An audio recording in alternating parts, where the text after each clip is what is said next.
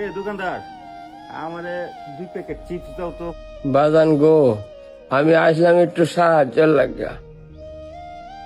বাবা, আমার এই ভিক্ষুক মনে হইল না, যদি 100টা টাকা দিতাম। ভিক্ষা করে না, 100 টিহা লাগে আয়া বসে। তোমার কোন বাপে 100 টিহা আমার তুই গেছে? নতুন দান্দাবাজ নাকি 100 টাকা করে তুলতেছে? কোটিপতি পারবো 2-1 দিনের ভিতরে। না দিলে না দিবা, আমার এতটি কথা শুনাইলা। দুনিয়াটা যে কত কঠিন তুমি কি বুঝবা? বয়স তো কম, কখনো সবকিছু পরিস্থিতির মোকাবেলা করছো না। বাবারে, আমি তো আগেই কইছি যে আমি ভিক্ষুক না।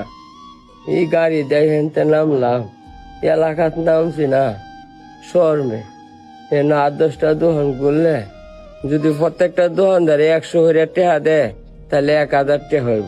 আমার নাতিদের আফিফটি আপেল খাইতো আর নয়া জামা কিনতো।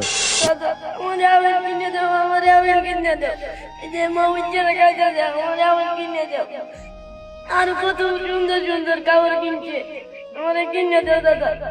আর কয়টা দিন অপেক্ষা কর, আমি বাতার টেহারা পাইলে আমি তোর কিনে দেব। না না না, আমার অমিতা লাগবে। আমার বয়স বাতার টেহারা তো কয়দিন পরে পাইয়াম। যাও যাও যাও, তোমার আবেগী কথা আমার শোনার টাইম নাই, আমার কাস্টমার আছে। আরে রাহেন মিয়া, উনার কথাটা শুনতে দেন। আল্লাহ কারে কখন কি করে এটা আসলে বলা যায় না।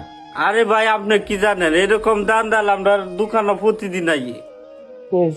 একটু সান্ত্বনা দিতাম, এর লাগে আসলাম বাবা। আর তোমরা আমার যে অপমানটা করতেছ, আসলে বাবা সিএনজি ড্রাইভারি করতাম, পরে অ্যাক্সিডেন্টে আমার এই ট্যাংটা গেছে। আমার ব্যবসার ক্ষতি দিতেছে, আমার নয়া নাটক জুড়াইছে। বাবা রে, আন্ধারার মতো আমারও এরকম সুন্দর সংসার আছে। আমার শরীরটা মরার পরে নাতিটা এতিম হয়ে গেছে গা।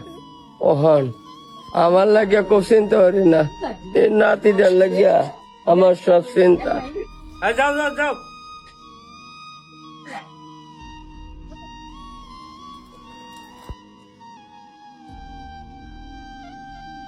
এই কাকা, আপনি একটু দাঁড়ান। আমি মনে মনে একটা লোক খুঁজতেছি 1000 টাকা দান করার লাগিয়া।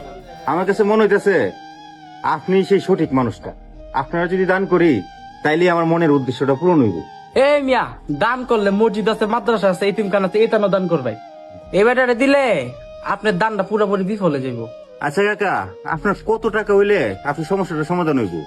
বাবা রে, 1000 টাকা হইলে এর 1 কেজি আপেল কিনে দিতাম আর জামা সেটটা কিনে দিতাম। তাহলে কাকা, আমি আপনার 1000 টাকা দিয়ে দিই। এই যে কাকা, আমি আপনার 1000 টাকা দিয়ে দিলাম। আপনি আর কোনো দোকানে ঘুরেন না। দোকানে ঘুরলে এইসব কথা বলে অপমানিত হইবেন। আপনি গিয়া আপনার নাতিরে যা চায় সবকিছু কিনে দেবে। ভাই, আপনি পুরো টাকাটাই গচ্চা দিলেন, শুধু শুধু কেড়ে দিলেন 1000 টাকা। দেখো ছোট ভাই, তুমি বুঝতে না। আমার একজন জানলেওলা কইছিল আমি যদি দান করি তাহলে আমার একটা বিপদ কাটতে পারে। এই মুহূর্তে আমার অনেক বিপদ। আমার বউটা হাসপাতাল, আমার বউয়ের পেটের ভিতরে বাচ্চাটা উল্টে গেছে গা। আল্লাহ যদি সহায় হয় তাহলে এই দানের উসিলায় বউয়ের বিপদটা যদি কাটা যায়, এই আশা করি আমি দানটা করছি। আমি ভুল মানুষের দান করছি না। উনি সত্যি সত্যি অনেক বিপদগ্রস্ত একজন লোক আছিল।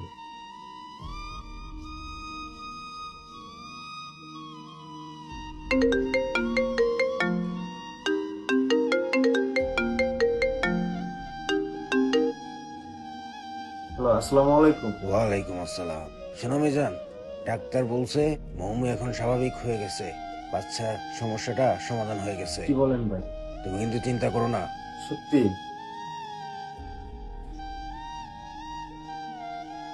আলহামদুলিল্লাহ।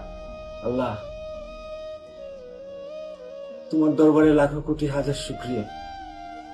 তুমি আমারে অনেক বড় বিপদ থেকে বাঁচাই দিছো। আমার বিশ্বাস ছিল আমি যদি এই অসহায় ব্যক্তিরা দান করি তাহলে আল্লাহ আমার প্রতি সহায় হবে। দান কোন সময় বিফলে যায় না।